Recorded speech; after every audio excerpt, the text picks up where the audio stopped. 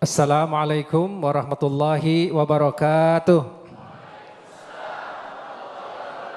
Alhamdulillah, alhamdulillahilladzi hadana lihada aili dinil Islam wali sulukiyatil iktisadi wa nusalli wa nusallim ala habibina wa qudwatina Muhammada sallallahu alaihi wasallam wa huwa alladzi 'allamana anna najaha al-mustaqbal la budda min talabil halal wa kadzalika al-iktisad fi as-sarf wa kadzalika al-iddikhar summa al-istismar. Amma ba'd. Alhamdulillah kita bersyukur kepada Allah Subhanahu wa taala bahwa pada hari-hari ini kita bisa memperingati, mentafakuri, mentadaburi kehadiran Rasulullah sallallahu alaihi wasallam. Apatah lagi tadi Ustaz Taufikur Rahman sudah menyampaikan bahwa salah satu dari teladan Rasulullah sallallahu alaihi wasallam itu adalah hidup yang hemat, hidup yang efektif dan efisien. Karena besok kita akan Maulidir Rasul dan ada Ustadz Pantun, izinkan saya memulai dengan pantun dahulu. Jangan lupa cakepnya ya. Pergi ke sawah memikul pacul, nenteng rengginang bawa ubi rebus. Sungguh indah hidup bersama Rasul, di dunia senang, di akhirat masuk surga Firdaus. Boros, keinginan, dan kebutuhan. Kalau namanya keinginan, semua yang ada di depan mata itu ingin kita dapatkan. Seperti anak kecil masuk ke mall. Ini ingin, itu ingin, itu ingin. Itu namanya keinginan. Tapi kalau namanya butuh, itu ada sesuatu yang dipenuhi dan ada batasnya. Makan ada batasnya. Minum ada batasnya. Pakaian ada batasnya. Kendaraan ada batasnya. Nah, yang menjadikan kita boros itu sesungguhnya 3 hal. 1, tidak ada perencanaan dan disiplin melaksanakannya. Nggak usah dicatat. Seseorang yang punya uang, kemudian dia belanja, nggak ada rencana, nggak ada catatan, insya Allah tanggal 20 sudah habis. Betul apa betul? Saya mau nanya, ibu-ibu, bapak-bapak kalau punya uang, belanja dulu, nabung dulu. Jujur, belanja dulu. Adik-adik kalau punya uang, belanja dulu, investasi dulu. Belanja dulu. Kalau punya uang, belanja dulu, zakat dulu. Oke. Kalau punya uang, belanja dulu, bayar utang dulu. Nah itu. Jadi karena kita tidak punya perencanaan, Ustadz, maka kita belanja, nanti kalau ada sisa, baru bayar utang. Dan biasanya kalau bayar utang, kalau bayar bisa nanti, kenapa harus sekarang? Kalau nggak bisa dibayar, kenapa harus dibayar? Nah ini bahaya. Karena kata baginda Rasulullah SAW, kurang lebih artinya barang siapa memiliki hutang, kemudian berencana untuk tidak membayar, maka sama dengan mencuri. Wah, Masya Allah ini bahaya. Barang siapa punya hutang, tapi punya niat nih, saya sih nggak mau bayar. Nah itu sama dengan mencuri. Dan ini hitungannya bahaya. Jadi yang benar itu rumusnya itu adalah bukan belanja dulu, kalau ada sisa baru bayar hutang, kalau ada sisa baru nabung, kalau ada sisa baru zakat, infak sodako. Itu salah tuh.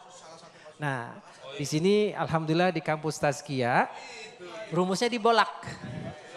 Yang pertama itu kita harus menyisihkan untuk bayar hutang dulu. Walaupun sedikit, 200.000 nggak ada masalah. Setelah bayar hutang, apalagi hutang kepada Allah. Tadi kan hutang kepada manusia tuh. Nah yang kedua hutang kepada Allah. Kita bayar zakat dulu. Kalau pendapatan kita misalnya 5 juta, zakatnya berapa? 2,5%, 125 juta. 200 plus 125. Nah setelah itu paksain nabung. Paksain apa? Nggak banyak, hanya 175 juta, nggak ada masalah juga. Jadi 200 plus 125 per 175. Jadi berapa tuh? 500. Nah, jadi kita masih punya uang 4.500.000 untuk belanja. Itu ya, jelas ya rumusnya? Yang pertama apa? Bayar hutang. Hutang itu kata Rasulullah SAW, kullu syahidin sayadkhulul jannah ila man alaihi dain. Setiap mujahid gugur di jalan Allah akan masuk surga, kecuali punya hutang. Kenapa? Dosa dia sama aku, kata Allah sudah diampuni. Tetapi dosa dia dengan tetangganya, itu kan tidak ada lunas, kecuali dibayar. Nah, jadi bayar hutang dulu, kemudian hutang kepada Allah, yaitu zakat, infak, sedekah. Kemudian nabung. Nah, nabung ini adalah yang akan menjadikan kita bisa investasi. Nah, di sini saya ingin lebih dekat dengan ibu-ibu. Nah, biasanya kita itu tidak bisa nabung karena apa? Karena sebab yang kedua, korban gaya. Korban sensasi. Oke? Makanya ada pantun yang mengatakan di atas meja ada nasi. Oke? Sungguh enak kalau pakai terasi. Oke? Kalau belanja jangan karena gengsi. Apalagi untuk sensasi. Nah, jadi kita nggak bisa nabung karena ingin makan di restoran. Padahal kita ngepas. Kita nggak bisa nabung karena maksain beli handphone yang mahal. Padahal nggak bisa. Nah, apalagi kita nggak bisa nabung karena kita merokok. Itu juga bahaya. Nah, jadi yang pertama itu yang paling amat sangat kita tidak bisa nabung karena gaya. Nah, inilah yang dikatakan oleh Al-Imam Hasan Al-Basri rahimahullah, man iktasaba thayyiban wa anfaqa qasdan waddakhara fadlan liyaumi hajatihi wa faqri. Ada yang mengatakan juga ini adalah dari Aisyah. Tetapi yang masyhur dari Imam Hasan Al-Basri. Rahimahullah, man iktasaba thayyiban. Sangat-sangat dicintai Allah orang yang mendapatkan rezeki dengan halalan thayyibah. Ada proyek dipastikan tidak nyogok. Jual beli tidak dipastikan tidak ngurangin timbangan. Kalau ada hutang dipastikan bayarnya on time. Wa anfaqa qasdan, dan dia membelanjakannya dengan hemat. Hemat itu gimana sih? Hemat itu tergantung income kita. Kalau income kita 50 juta mungkin ada lebar. Tapi jika kalau income kita cuma 3 juta berarti kan kita harus mempersempit. Dan saya kasih tahu rumus yang satu lagi. Kebanyakan kita itu belanja tanggal 18 loh sudah habis. Itu rumus yang salah. Yang benar bagaimana? Yang benar itu ditaruh dulu tadi punya uang 4,5 juta kan sisanya kan? Ditaruh dulu kita punya uang 4,5 juta. Dari 4,5 juta itu kita turunin ke bawah. Kebutuhan dapur berapa? Pendidikan anak berapa? Telekomunikasi berapa? Transport berapa? Baru boleh jajan jikalau ada. Tapi jikalau kebutuhan dapur, pendidikan anak, kesehatan, telepon, transportasi itu sudah habis, berarti jajan nggak boleh dikasih. Jelas ya? Itu. Nah, kalau di atas ini sudah habis, berarti makan siang yang terlalu sering di luar harus dikurangin. Halo? Jadi rumusnya, pendapatan kita dulu ditaruh di atas, baru kita sesuaikan ke bawahnya. Jangan belanja, baru dihitung. Nah, itu rumus yang lalu.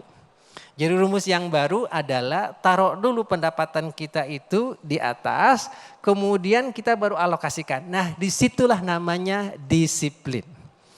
Jikalau kita insya Allah bisa disiplin, maka kita nggak bakalan boros. Jikalau kita tidak bisa disiplin, maka akan bocor. Ada tukang bakso lewat, beli. Ada tukang siomay lewat, beli. Ada tukang tongseng lewat, beli. Anak jajan, di awal bulan nih kasih jajan. Nah, ternyata jikalau satu anak dikasih jajan 20.000, satu bulan berapa? 20.000 kali 25 berapa? 600. Kali 3 anak 1.800.000. Untuk jajan anak aja habis 1.800.000. Nggak terasa. Nah justru dengan adanya disiplin anggaran kita akan bisa mengelola kebutuhan-kebutuhan kita. Karena dengan adanya menahan diri dari pamer, menahan diri dari sensasi, kita bisa menahan keinginan. Nah mudah-mudahan kita diberkahi oleh Allah Subhanahu wa taala, nanti kita akan perdalam. Assalamualaikum warahmatullahi wabarakatuh.